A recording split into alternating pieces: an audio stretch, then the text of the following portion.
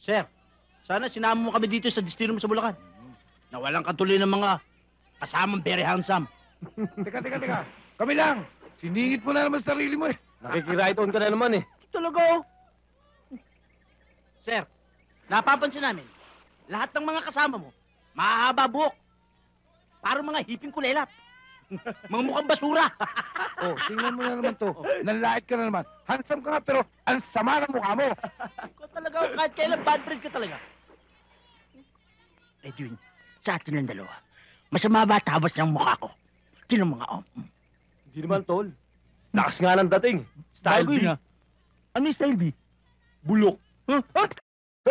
Edwin, sapakin kita. Tama na yan. Nakakaingit nga kayong gugwapo nyo. Sir, ito si Bulok eh.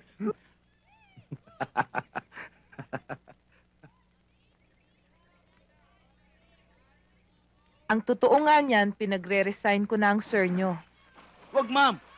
Walang susugpo dito sa mga demonyo sa Bulacan. Hindi nagpiyesa mga dito. Oo nga naman, ma'am. Eh ano ba mangyayari sa mga plakit medalya? Nakakain ba yon? Oo, ma'am. Isanla natin kay Tambunting. Nasasanla ba yon? Oo, ma'am. Makikiusap tayo kay Tambunting. Kay Tambunting? Hindi ba mas mataas kay Aguirre? Puro kalokohan eh. Bibiro lang. Dali. Malalamigin ko lang ulit, Commander. Baka nga isanla ni ma'am yun ah. Mukha yata Andres si Hindi mo na dapat sabihin yun. Sa kilos lang alam. Ano sabi mo? Sir, sabi ko maganda ka kumilos. Oo nga. Sabi Okay ko sa ka, kanila. Ayaw, ah. Mainit ang ulo. Kumain na lang tayo.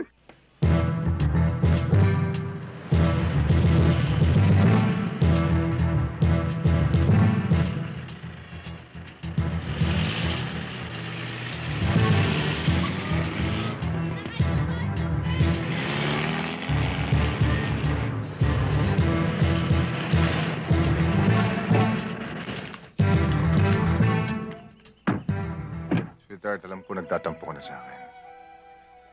Pero pagkatapos ng gulo dito sa Bulacan, aalis na tayo. Susunod na tayo sa States.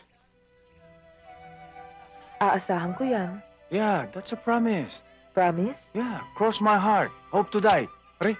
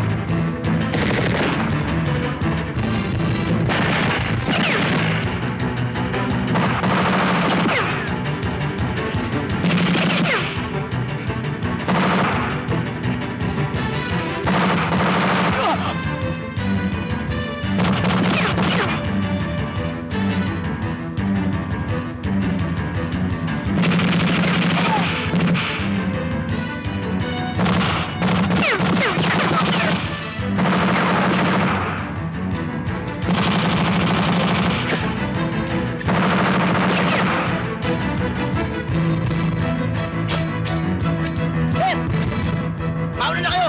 Kami na bahala!